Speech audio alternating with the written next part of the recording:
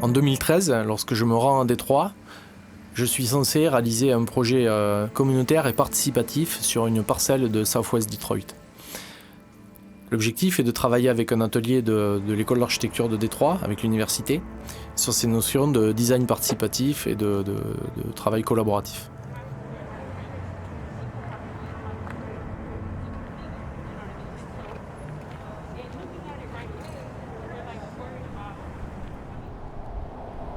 Donc on a évidemment des problèmes sociaux, économiques importants, on le sait, la ville est en faillite. Donc le quartier dans lequel j'arrive, d'abord, 2 maisons sur 3 est abandonné. Et ensuite, je vois bien qu'il y a une absence de puissance publique, de services publics, qui est évident dans les infrastructures, dans les services et dans l'état général du quartier dans lequel j'arrive.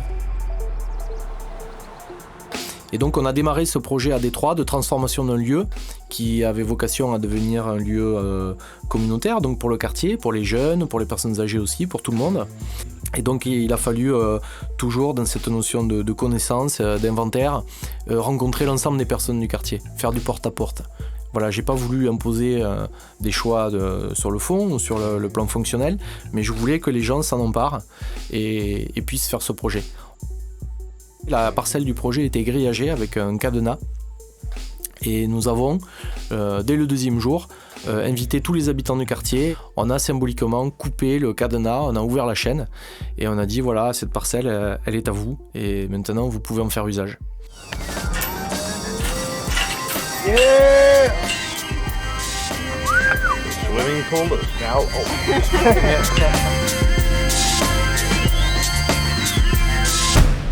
L'aspect performatif, l'usage que l'on fait des choses, fabrique aussi les lieux et constitue l'architecture. Et c'est ça que la communauté peut faire et c'est en ça que pour moi, l'approche communautaire est une ressource dans un projet. L'architecture, dans ces cas-là, est un work in progress. On intervient sur un petit moment dans une histoire qui est beaucoup plus longue. Et la rencontre entre la compétence de l'architecte et la performance de la communauté, c'est ça qui fait un projet. Ce qui a été fait sur la parcelle par les habitants, d'abord c'est de la nettoyer, en reconnaître la valeur. Et puis on s'est rendu compte qu'il y avait un problème sur cette parcelle, il y avait une conduite d'eau de la ville qui était percée et il y avait une résurgence qui générait une flaque qui faisait à peu près 50 mètres carrés et qui empêchait l'implantation d'objets, de design, de mobilier, qui était vraiment un problème. Nous avons construit un petit ouvrage qui permettait à l'eau de continuer de monter, à remplir finalement cette flaque et de faire que cette flaque devienne un bassin d'eau.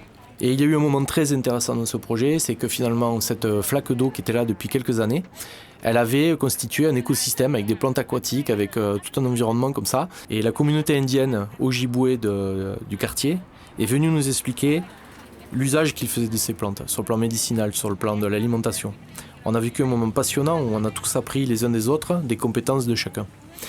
Et ensuite, les gens ont voulu que l'on constitue un lieu public dans lequel on pouvait tenir des réunions publiques. C'est-à-dire une espèce de petite agora dans laquelle les gens pouvaient venir débattre de ce qu'ils souhaitaient faire, régler les problèmes de leur quartier et les problèmes de voisinage.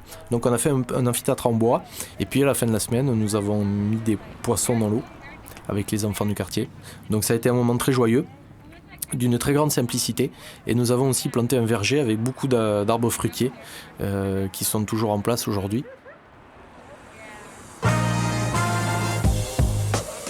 Dans le cadre des tournages pour le projet de la Biennale de Venise, nous avions un projet de retourner à Southwest Detroit pour produire le film pour l'exposition de Venise.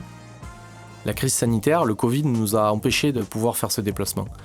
Nous avons donc immédiatement sollicité la communauté avec qui j'avais fait le projet pour réaliser finalement le film documentaire que je souhaitais faire sur Détroit.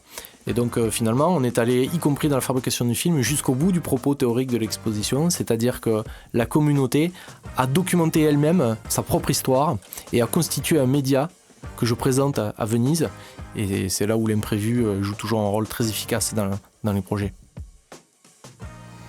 Not only was I able to put a piece of Detroit in the film, consistent with your vision, but also I was able to learn a little bit about how to document a piece of Detroit, the parts that I live on a daily basis, in a way that does it justice for the future.